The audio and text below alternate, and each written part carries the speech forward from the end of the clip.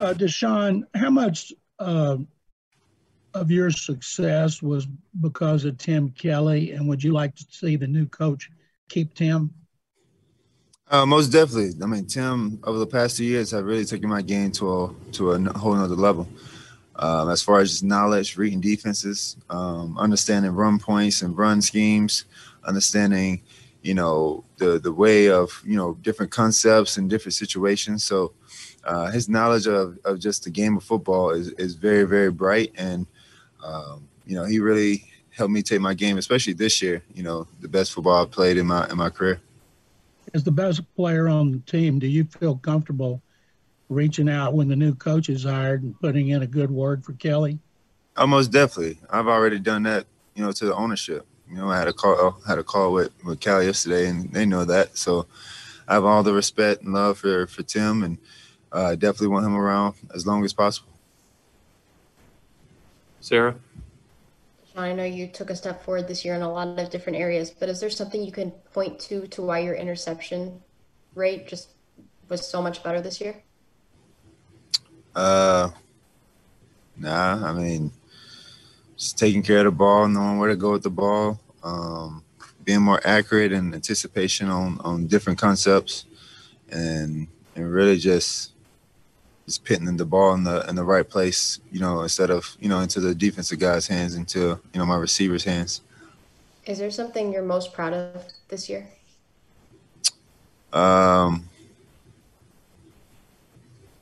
Yeah, I guess the biggest thing is playing another full year. 3 in a row, making a Pro Bowl. Of course, all the individual stats, but just being able to accomplish the things I accomplished, through dysfunctional year, pretty much. So I think I'm pretty proud of that. Mark Berman. Deshaun, as much as you can share, what were you and JJ discussing as y'all walked off the field yesterday, and what was that like as you and him, after the last game of the year, walked off together? I mean, it was just tough. I mean, we didn't want the season to end like this. We wanted to win that game, but we just didn't want to. That just summed up the whole year. That the last couple minutes, and it was just tough. So we just kind of just walked off together and just kind of, salute to our fans and appreciate the fans, and then went into the locker room and just had a moment as a team. Aaron Wilson. Hey, good morning, Deshaun. Deshaun, you've been part of the championship college team. You've seen what leadership is like. You've been part of division champions here. What do you ideally hope for in a leader from a coach? Just what are some of the qualities you'd like to see in a head coach? And what do you hear about Eric Bieniemy in general? I know you mentioned him a little bit before, the conversations you've had with some of the Chiefs guys. Thank you. I mean, we just need a whole culture shift. We just need new energy. We need discipline. We need structure. We need a follower or a leader, so we can follow that leader as players. And that's what we need. And we gotta have the love of just not just the game of football, because that's what we do, but the love for people and the people in this organization. We all got to be on the same page. There's too many different and too many different ideas, and too many people thinking that they have this power, and it's not like that. We need someone that stand tall, and this is who we follow, and this is the way it goes. Like I said yesterday after the game, and we're going to do it this way to win.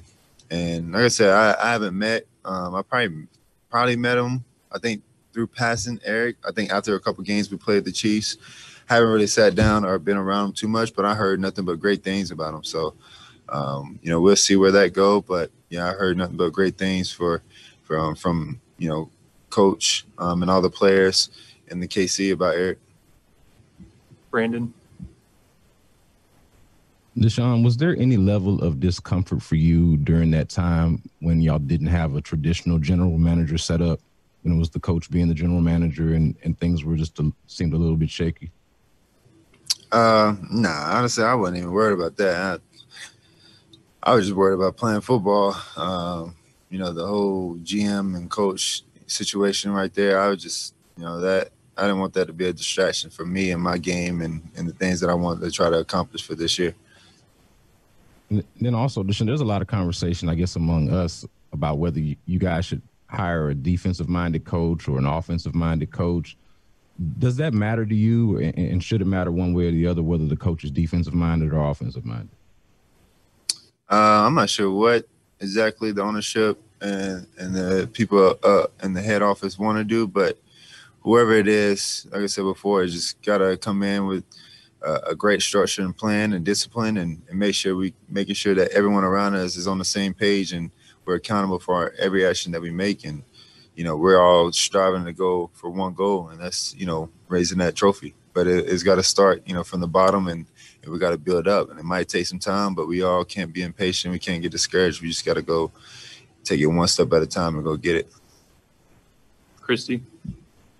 Hey, Deshaun, I know this season was difficult for you at times with the way things went, but I wondered, now that you've gone through it, do you think that going through the trials that you went through this year will help you in the future and maybe taught you some lessons that you'll be able to use as you move forward and try to get the team the first championship? Of course, yeah. Every good, bad, ugly experience is definitely a learning lesson. That's how I've always looked at life. So even if we went 12-4 this year, it would have been a great learning experience. So, you take the bad and you turn it into positive and use that momentum to continue to improve your game and me as a person and learn from different experiences that, happened this year. Kim Davis? Hey, Deshaun, what is different about you at the end of this season that wasn't in previous years, and how will you approach this offseason? It's no different for me. I mean, same person, same quarterback, same everything. I guess, this offseason, of course, go harder than I did last year and bring a lot more people around with me whenever that time is, and just kind of just going from there. Just continue to go to work and prove myself. Maybe I mean more so as where you've grown. Like each year, you've learned more about the game. You've gotten more comfortable. As you look at where you sit now in your NFL career, is there anything that's different, or that the place that you've seen the most growth in you professionally? Yeah, I would say just me as a quarterback, and just me as a sergeant, and me as a leader, and knowing who I am as a player. Have definitely grown over the years and especially this season. And I just want to continue to take my game to another level. And regardless of all the things that's going on, I always have that confidence and courage to be able to know that, when I step on the field, I'm the best player on the field. So, thank you. John? Deshaun, when the Colts season is over, the Texans plan to interview their defensive coordinator, Matt Eberflus, who played against him 7 times. What do you think about him as a coach? And if you hire a defensive head coach, would that help Tim keep the job as the play caller? Yeah, from what I've heard and played against, Matt's been he's been very, very disciplined. That's the type that you want, from the players and the scheme that I've been playing against Indianapolis. They're about what they do, and they do it perfectly. And they understand, different concepts and what they want to do as a, Indianapolis coach defense. And that's why they've been so successful. So from what I've heard too about him, he's been, he's a great guy to play for. And of course, he's a defensive-minded coach, and, I think it'll help him. But, we'll see. It's so much of the unknown and so much of, this is the first time I've been through it. So it's kind of hard to have, a vision, without, any experience and any guidance with it. You said before you want to make sure the team re-signs Fuller.